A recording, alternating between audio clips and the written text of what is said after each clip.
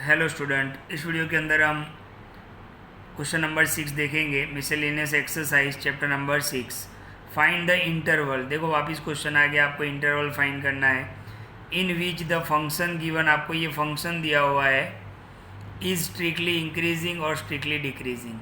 अच्छा, ये क्वेश्चन में आपको इंटरवल तो फाइंड करना है, लेकिन किसके बीच में पॉइंट्स आएंगे वो नहीं दिया हुआ है। तो जब भी ऐसा नहीं दिया होता है आपको, तो आप क्या लोगे, क्लोज्ड ब्रैकेट 0 to 2π। ओके, तो ये खास बात आपको याद रखनी है। बहुत सारे स्टूडेंट कंफ्यूज हो जाते हैं कि सर एग्ज़ाम में ये दिया ही नहीं था, हमें पता ही नहीं चला, हमने क्वेश्चन को छोड़ दिया।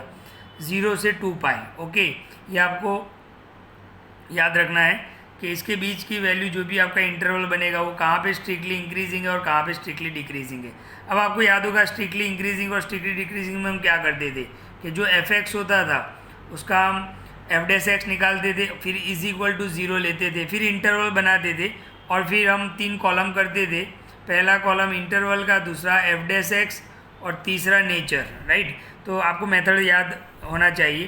तो ये आपको f(x) दिया हुआ है, f(x) का हम डिफ्रेंसिएशन करेंगे f(x) अपॉन gx। ध्यान से देखना, थोड़ा कॉम्प्लिकेट है, तो मैं इस पेज पे आपको लेके आता हूँ।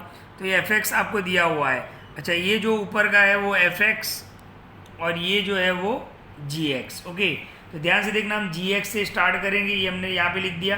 इसका हम डिफ्रेंसिएशन करेंगे, बिल्कुल वीडियो को ध्यान से देखें। तो 4 as it is sine x का कॉस x, 2x का क्या हो जाएगा 2, ये माइनस आगे था।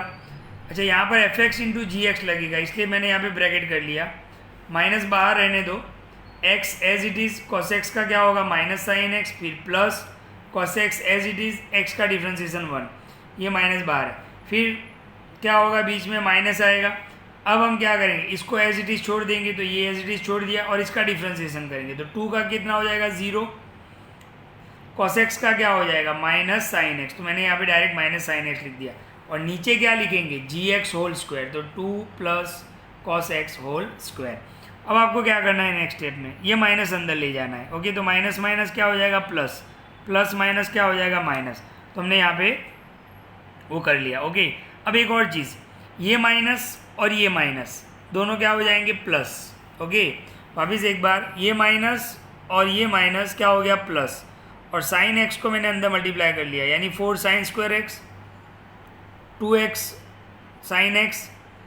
एंड देखो ये माइनस और ये माइनस तो प्लस हो गया, यहाँ पर ये प्लस हो गया, यानी ये सिर्फ साइन x ही अंदर ले जाना है। तो ये minus minus x cos x sine x, ये हो गया।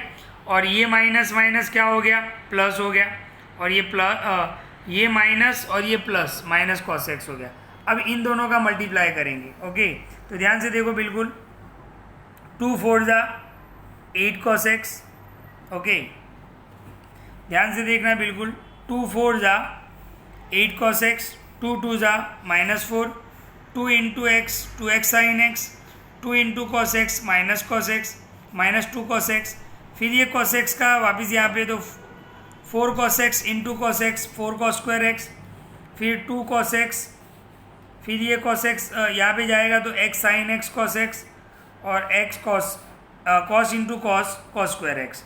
ये तो एज इट इज़ हमने छोड़ दिया और नीचे जो चल रहा है वो लिखा हमने। अब यहाँ पे कैंसिल क्या हो रहा है, ओके, इस कैलकुलेशन को आप खुद करोगे तो समझ में आएगा। ओके, तो इन दोनों का मल्टीप्लाई करना है, ये एज इट इज़। ओके, तो 2x sine x plus minus 2x sine x cancel, ये x sine x cos x, x sine x cos x ये cancel.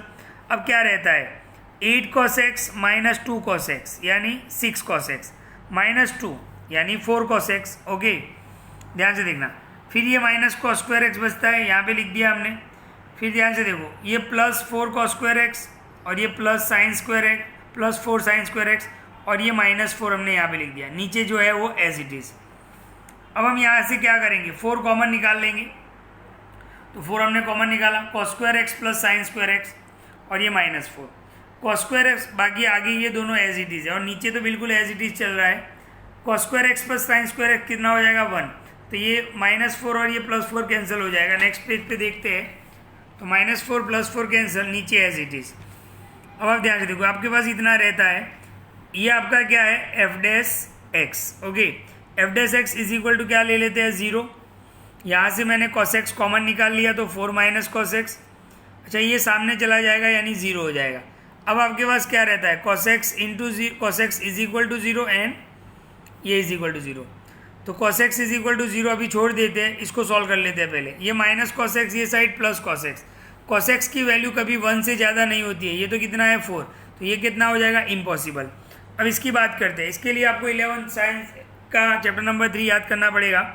cos theta is equal to 0, तो फॉर्मूला क्या था, if cos theta is equal to 0 then theta is equal to 2n plus 1 π/2।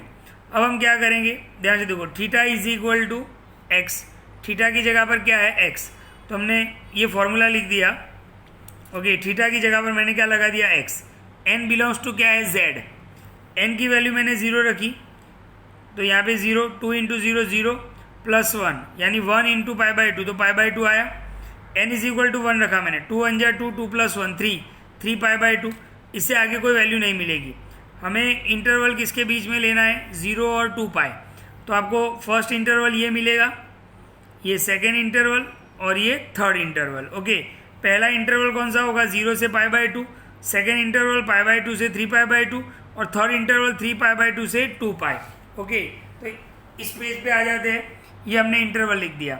Okay, अब आपका f' ये है, मैं यहाँ पे लिख देता हूँ।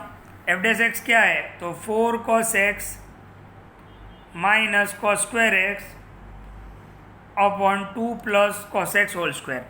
0 से π/2, 0 π/2 के बीच की वैल्यू यानी 0 और 90 के बीच में की वैल्यू यानी 30 रख सकते हो आप, 60 रख सकते हो।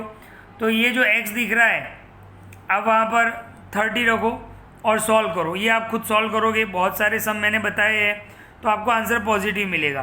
ओके, तो वो क्या हो जाएगा, स्ट्रिक्टली इंक्रीजिंग। फिर आ रहा है π/2 से 3π/2 के बीच की वैल्यू, π/2 यानी 90, 3π/2 यानी 270।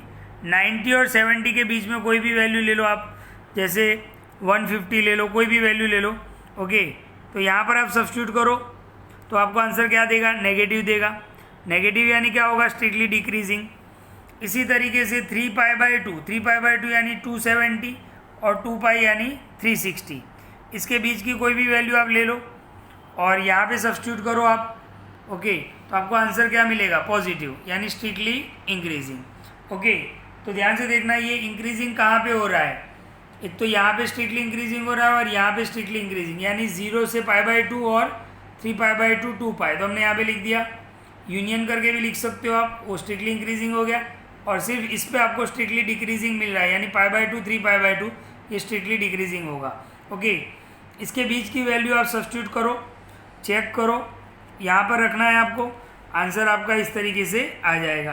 तो ये था क्वेश्चन नंबर 6। ओके, इंटरवल नहीं दिया है तो हमने कौन से इंटरवल पे चेक किया, 0 से 2π। एग्जाम में आपको ये भी याद रखना है। Thank you.